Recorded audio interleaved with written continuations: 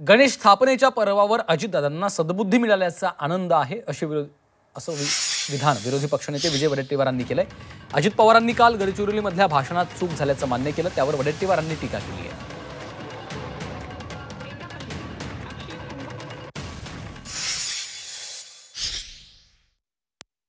वडिलांचं जेवढं लेकीवर प्रेम असतं तेवढं प्रेम कुणीच लेकीवर करू शकत नाही।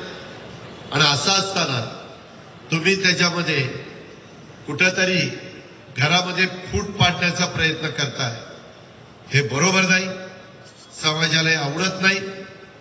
त्या संदर्भामध्ये आम्ही पण अनुभव त्या ठिकाणी घेतलेला आहे। मी त्याच्यात माझी चूक मान्य केली।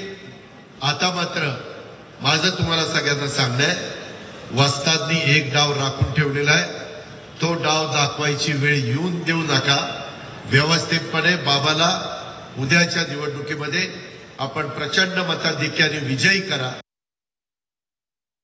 मला आनंद आहे की अजितदादांना गणेश स्थापनेच्या पर्वावर काही सद्बुद्धी किंवा त्यांचं, मला वाटतं की त्यांचं PR बघणारे काही त्यांना आता चांगले सजेशन देत असावेत किंवा सूचना आणि त्यांना गाईड करत असावेत।